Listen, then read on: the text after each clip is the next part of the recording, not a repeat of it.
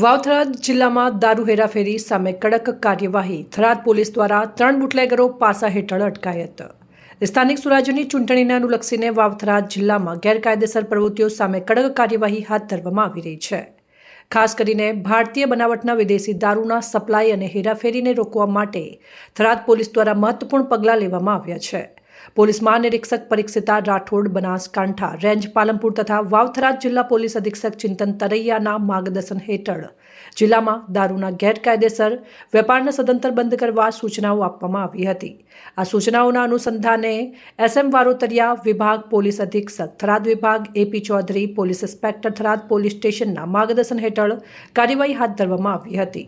થરાદ પોલીસે એવા આરોપીઓ સામે પાસા હેઠળ કાર્યવાહી હાથ ધરી છે જે અગાઉ દારૂ હેરાફેરીના ગુનામાં સંડોવાયેલા હતા અને જેલ મુક્ત થયા તે બાદ ફરીથી ગેરકાયદેસર પ્રવૃત્તિઓમાં જોડાયા હતા.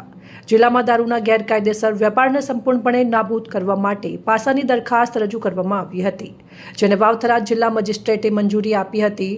મંજૂરી મળતા જ થરાદ પોલીસ દ્વારા અલગ અલગ ટીમો બનાવી ગણતરીના સમયમાં આરોપીઓને પકડી પાડવામાં આવ્યા હતા.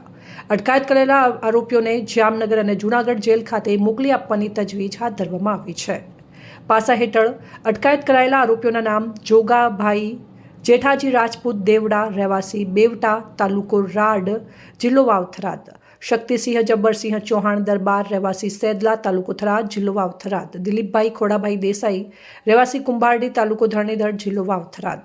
થરાદ પોલીસની આ કાર્યવાહીથી જિલ્લામાં દારૂના ગેરકાયદેસર વેપાર સામે કડક સંદેશો ગયો છે અને આવનારા સમયમાં પણ આવી પ્રવૃત્તિઓ સામે કડક કાર્યવાહી ચાલુ રહેશે. અહેવાલ જીતુ બારોટ, સંબંધ ભારત ન્યૂઝ, થરાદ.